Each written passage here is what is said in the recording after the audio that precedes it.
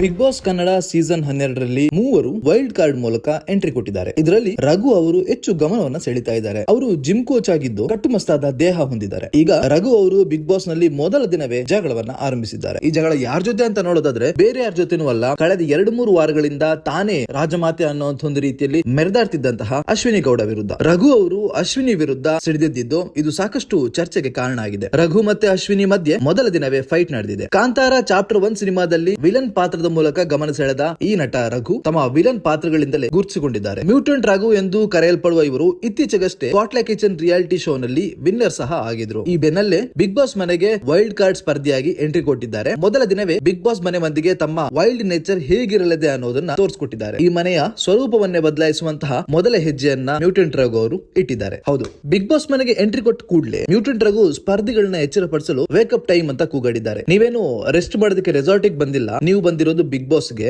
ಎದ್ದೇಳಪ್ಪ ಎಂದು ಕೋ ಕಂಟೆಸ್ಟೆಂಟ್ ಗಳಿಗೆ ಅಲರ್ಟ್ ಮಾಡಿದ್ದಾರೆ. ಟಾಸ್ಕ್ ಪ್ರಕಾರ ಎಲ್ಲಾ ಸ್ಪರ್ಧಿಗಳ ಮೇಲೆ ನೀರು ಸುರಿಯುತ್ತಾ ಅಭಿಪ್ರಾಯಗಳನ್ನ ತೆರೆದಿಟ್ಟಿದ್ದಾರೆ. ಅಶ್ವಿನಿ ಗೌಡ ಅವರು ಹೊರಗಡೆ ಹೆಣ್ಣಿಗಾಗಿ ಫೈಟ್ ಮಾಡ್ತಾರೆ. ಅದೇ ಹೆಣ್ಣಿಗೆ ಅವರ ಪೊಸಿಷನ್ ತೋರಿಸಿಕೊಡೋದಕ್ಕೆ ಟ್ರೈ ಮಾಡ್ತಾರೆ ಅಂತ ಹೇಳ್ತಾ ಅಶ್ವಿನಿ ಗೌಡ ಮೇಲೆ ನೀರನ್ನ ಸುರಿದಿದ್ದಾರೆ ಮ್ಯೂಟೆಂಟ್ ರಘು. ಇದಾದ ನಂತರ ರಘು ಹಾಗೂ ಅಶ್ವಿನಿ ಗೌಡ ಮಧ್ಯೆ ಜೋರು ಜಗಳ ಸ್ಟಾರ್ಟ್ ಆಗುತ್ತೆ. ಏಕವಚನದಲ್ಲಿ ಮಾತಾಡಬೇಡ ಅಂತ ಅಶ್ವಿನಿ ಗೌಡ ರಘುಗೆ ವಾರ್ನ್ ಮಾಡ್ತಾರೆ. ಆದ್ರೆ ನಾನ್ ಮಾತಾಡ್ತೀನಿ, ಕೈಯೆಲ್ಲ ತೋರಿಸಬೇಡ ನನ್ನ ಹತ್ರ ಅಂತ ರಘು ತಿರುಗೇಟು ಕೊಡ್ತಾರೆ. ಇನ್ನು ಅಶ್ವಿನಿ ಗೌಡ ಎಲ್ಲಿ ಹೋದ್ರು ಅಲ್ಲಿ ಬಾಲ ಹಿಡ್ಕೊಂಡು ಬರುವಂತಹ ಜಾಹ್ನವಿ ಇಲ್ಲಿಗೂ ಕೂಡ ಬಂದಿದ್ದಾರೆ. ಈ ಜಗಳದಲ್ಲಿ ಮಧ್ಯ ಬಂದ ಜಾಹ್ನವಿ ಕೂಡ ಮ್ಯೂಟೆಂಟ್ ರಘು ಚಳಿ ಬಿಡಿಸಿದ್ದಾರೆ. ಈ ಮ್ಯೂಟೆಂಟ್ ರಘುನ ಸಿಂಹ ಗರ್ಜನೆಗೆ ಅಶ್ವಿನಿ ಗೌಡ ಹಾಗೂ ಜಾಹ್ನವಿ ಶೇಕ್ ಆಗಿರೋದಂತ ಸುಳ್ಳಲ್ಲ. ಸದ್ಯ ಈ ಪ್ರೋಮೋ ಸೋಷಿಯಲ್ ಮೀಡಿಯಾದಲ್ಲಿ ಸಾಕಷ್ಟು ವೈರಲ್ ಆಗಿದೆ. ಅಶ್ವಿನಿಗೆ ಟಕ್ಕರ್ ಕೊಡೋಕೆ ರಘುನೇ ಸರಿ ಅಂತ ಅನ್ಸುತ್ತೆ. ಅಂತೂ ಇಂತೂ ಬಿಗ್ ಬಾಸ್ ಗೆ ಫೈರ್ ಬಂತು. ಅಶ್ವಿನಿ ಜಾಹ್ನವಿ ಕೊಬ್ಬು ಕರಗಿಸೋಕೆ ರಘುನೇ ಸರಿ ಅನ್ಸುತ್ತೆ. ಇದೆಲ್ಲ ಬೇಕಿತ್ತು, ಆಂಟಿಗಳಿಗೆ ಮದ ಇಳಿಸೋಕೆ ಈ ರೀತಿಯಾದ ಒಬ್ಬ ಮಾವುತ ಬೇಕಿತ್ತು ಅಂತ ವೀಕ್ಷಕರು ಕಮೆಂಟ್ ಮಾಡ್ತಿದ್ದಾರೆ. ಈ ವಾರ ದೊಡ್ಡ ಮನೆಯಿಂದ ಮಂಜು ಭಾಷಿನಿ ಹಾಗೂ ಅಶ್ವಿನಿ ಎಸ್ ಎಲಿಮಿನೇಟ್ ಆಗಿ ಹೊರ ಹೋಗಿದ್ದಾರೆ. ಈ ಬೆನ್ನಲ್ಲೇ ಮೂವರು ವೈಲ್ಡ್ ಕಾರ್ಡ್ ಸ್ಪರ್ಧಿಗಳು ಎಂಟ್ರಿ ಕೊಟ್ಟಿದ್ದಾರೆ. ಈ ಪೈಕಿ ಮ್ಯೂಟೆಂಟ್ ರಘು ಮೊದಲನೇ ಅವರು. ಕಿಚ್ಚ ಸುದೀಪ್ ಮುಂದೆ ಆಕ್ಟಿವಿಟಿಯಲ್ಲಿ ಅಶ್ವಿನಿ ಗೌಡಗೆ ಕೇವಲ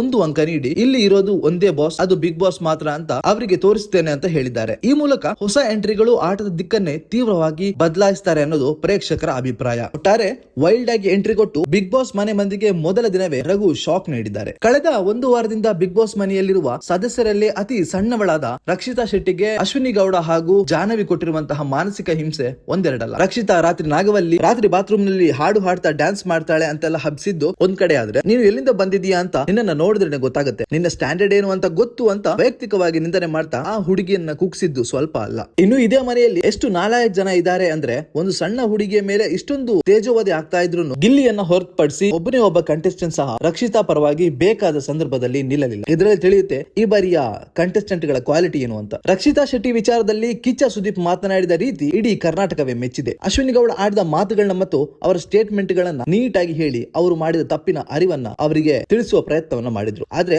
ಅಶ್ವಿನಿ ಗೌಡ ಮುಸಿ ನಗ್ತಾ ಇದ್ದಿದ್ದು ಮಾತ್ರ ಇಡೀ ಸಾಮಾಜಿಕ ಜಾಲತಾಣಗಳಲ್ಲಿ ನೆಟ್ಟಿಗರ ಆಕ್ರೋಶಕ್ಕೆ ಗುರಿಯಾಗಿತ್ತು. ಇನ್ನು ಸುದೀಪ್ ಹೇಳಿದ ಒಂದೇ ಒಂದು ಕಾರಣಕ್ಕೆ ಮುಂದೆ ಕುಳಿತಿದ್ದ ರಕ್ಷಿತಾ ಬಳಿ ಅಶ್ವಿನಿ ಗೌಡ ಕ್ಷಮೆಯನ್ನ ಸಹ ಕೇಳಿದ್ರು. ಆದ್ರೆ ಅವರ ಮುಖದಲ್ಲಿ ಯಾವುದೇ ರೀತಿಯ ಪಶ್ಚಾತ್ತಾಪ ಸಹ ಇರಲಿಲ್ಲ. ಅಷ್ಟು ಮಾತ್ರ ಯಾಕೆ, ಜಾನ್ವಿನೂ ಸಹ ತಾನು ತಮಾಷೆ ಮಾಡಿದ್ದು, ಸೀರಿಯಸ್ ಆಗಿ ಮಾಡಿಲ್ಲ ಅಂತ ಹೇಳಿ ವಿಷಯದಿಂದ ಜಾರಿಕೊಳ್ಳುವ ಪ್ರಯತ್ನವನ್ನ ಮಾಡಿದ್ರು. ಆದ್ರೆ ಕಿಚ್ಚ ಸುದೀಪ್ ಮಾತ್ರ ಯಾವುದೇ ಕಾರಣಕ್ಕೂ ವಿಷಯವನ್ನು ಸಲೀಸಾಗಿ ತೆಗೆದುಕೊಳ್ಳದೆ ತಮಾಷೆ ಎಷ್ಟು ಬೇಕೋ ಅಷ್ಟಿರಬೇಕು, ಒಬ್ಬರನ್ನ ಮಾನಸಿಕವಾಗಿ ಕುಗ್ಗಿಸುವಂತೆ ಇರಬಾರದು ಅಂತ ಹೇಳಿದ್ರು. ಈ ಬಾರಿ ಬಿಗ್ ಬಾಸ್ ಕನ್ನಡದ ಫಾರ್ಮ್ಯಾಟ್ ಕೊಂಚ ಬದಲಾಗಿದೆ. 11 ಸೀಸನ್ ಗಳಲ್ಲಿ ನಡೆದಂತೆ ಈ ಸೀಸನ್ ನಡೀತಾ ಇಲ್ಲ. 12ನೇ ಸೀಸನ್ ವಿಭಿನ್ನವಾಗಿದೆ. ಮೊದಲನೇ ದಿನ ಆದಂತಹ elimination, mid season finale, wild card entry ಸೇರಿದಂತೆ ಬಿಗ್ ಬಾಸ್ ಮನೆಯಲ್ಲಿ ಬದಲಾವಣೆಗಳ ಸುರಿಮಳೆಯೇ ಆಗುತ್ತಿದೆ. ಒಂದು ರೀತಿಯಲ್ಲಿ ಇದು ಒಳ್ಳೇದೇ ಆಯ್ತು ಬಿಡಿ, ಯಾಕೆಂದ್ರೆ ಒಂದೇ ರೀತಿಯಾದಂತಹ ಶೋ ನೋಡ್ತಾ ಇದ್ದ ಜನರಿಗೆ ಒಂದು ಚೇಂಜ್ ಸಿಕ್ಕಿದೆ. ಬಿಗ್ ಬಾಸ್ ಈ ಸಲ ಸ್ವಲ್ಪ ವಿಭಿನ್ನವಾಗಿದೆ ಅಂತ ಅನಿಸ್ತಿದೆ. ಇದಿಷ್ಟು ಇಂದಿನ ವಿಡಿಯೋ. ಮುಂದಿನ ವಿಡಿಯೋದಲ್ಲಿ ಮತ್ತೆ ಸಿಗೋಣ.